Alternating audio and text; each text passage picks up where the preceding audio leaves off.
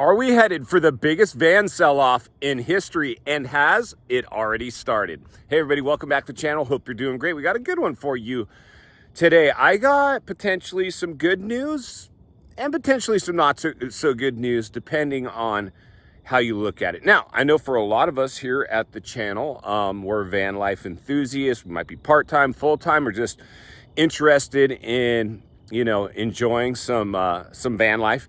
And for me, I know most of you know, I just got a cheap, standard van, did a little self-conversion, thoroughly enjoying it. But the more, I've had it for a few years now. And one of my thoughts was when I bought it is a couple thoughts. One, I always say in anything, really, if you can't afford to pay cash, buy 5 of them all cash, probably shouldn't buy one. And so I found this van, I could have easily bought 5 of them all cash. So I bought the thing. And the second part of that, and that's kind of open for, interpretation in terms of, what's your risk tolerance in terms of buying anything really. But the other thing is I didn't want to buy an expensive van and then have it just sit and not get used. Now, I probably should have known the thing was going to get used because I'm just an outdoorsman, but I think that's part of the challenge we saw in the stimulus era, and i.e. the crisis, is a lot of people poured into van life or bought vans or recreational vehicles that aren't really capable or really using them full time. I think we had a lot of money sloshing around. People went out and bought. I think the narrative was interest rates were low, so it's a good time to buy. But now with inflation robbing people of their savings and their cost of living, I'm seeing more and more of these going up for sale. And I know you are as well. And you've got everything from just, vans, converted vans, to trailers, to any recreational vehicle.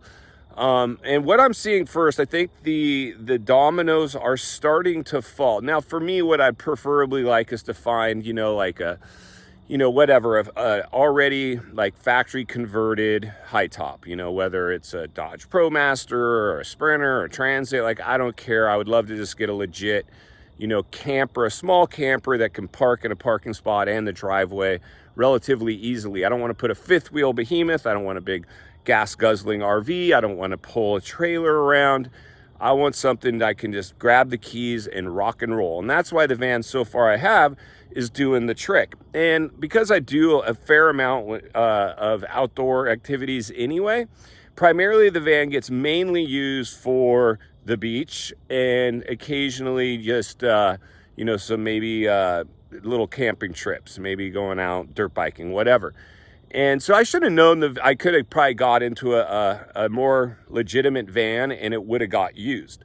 But my thought was when I bought it, well, let's buy it because if it ends up just sitting in the driveway not getting used, then, I don't want to spend a bunch of money on something that's just going to sit there. And I think that's what we're running into now, especially people maybe that watched a YouTube video, thought it looked like a cool thing, went out and financed some RV, and now it's sitting there. And now it's up for sale. And because of what we're facing now, a lot of these people is they can't sell them for what they paid for them. So they're going to take a hit, have to bring money to, i.e. the closing table or whatever.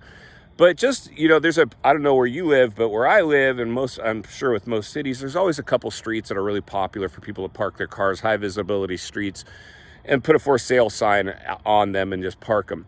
So I saw this really nice newer like Audi Quattro with the Airstream. The whole works. It's one thing just to put the Airstream out there, just the Audi, but everything's out there. Like they're trying to, and this is like high-end stuff. And you could just tell this was somebody in the crisis that ran out and bought because they felt rich, or maybe they temporarily were. But I think the writing's on the wall. The challenge I think we're going to run into, first of all, be careful what you wish for, because if we have a mass sell-off, that means there'll be mass economic pain and recession, and that could touch our lives in the process. So we have to be, I would say, be careful what we wish for. But for those of us that are ready and insulated, we're kind of like, yeah, let it crash and burn. I really don't want to see that. I'd rather forego my dream van than watch, economic pain be unleashed on a lot of people, even if they, I don't want to say deserved it, but they maybe should have known better or played it more cautious. But I just think people were so excited just to get out and not be locked at home. And this was a ticket to freedom. So I completely get why people may have done that. But I think what we're going to see is basically this touch the luxury market first, the big behemoths, the fifth wheels, the Airstreams. I think vans could be the last to get hit because for one reason, for a van or a van lifer, if you're forced into the van, you can live in the van. And if the payment's more manageable than some big behemoth, or it's hard to pull around a travel trailer and go stealth camp, you know, that's a deal breaker. So I think that could temporarily hold up, you know, the van market, you know, longer. But I think it will hit the luxury, i.e. expensive price range, recreational vehicles first. I'm already seeing it. And like I said, I'm sure you are as well. So I'd love to know what you guys think. That's my thoughts on that. I'll be watching it because if I see a deal I like, I'll be getting it. There's mosquitoes out here and it's a balmy sunset. I'm going to turn this around and let you guys see a beautiful sunset. So here we go. I always like to end the videos with where I'm at. And today, this is where we're at. It's a sunset here in California, Southern California, Pacific Ocean out there. You got the city lights, that part of the city on. Beautiful sunset just happened. And then over here, you still see the rest of the city, but it's a little overcast. Yesterday was cooking hot. And that was the other thing I thought about in terms of buying the van. I didn't want to buy it and have it sit in the driveway. I know a lot of people live in areas where the weather is not as cooperative as where I am today. Today here in California, Southern California, you know, we have approximately 300 days of clear weather per year.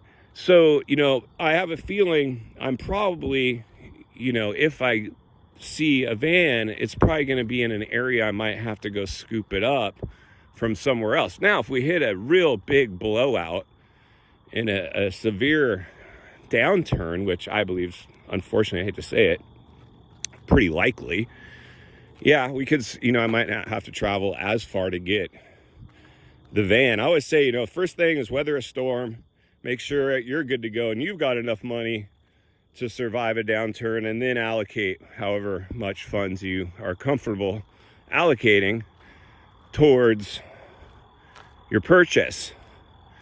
But at this point in the game, even if I just continue to use the van, a new van, the way I'm using my old van, which is primarily summer times when it gets the most use because I live so close to the ocean. I really love just taking that thing down to the beach, and I see a lot of others doing the same, some full, some part-time.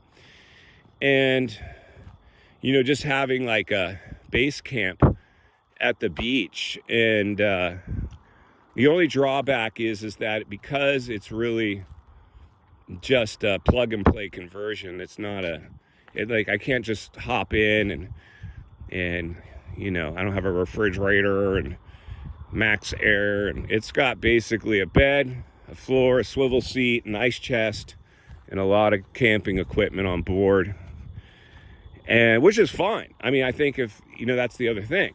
Do I really need to have some full-blown livable camper if you're not living in it full time? No. Would it be nice? Yeah, I think so. So anyway, let me know what you guys thought. If you enjoyed the video, please give the video a like, subscribe to the channel, and leave a comment below, and we will see you on the next one.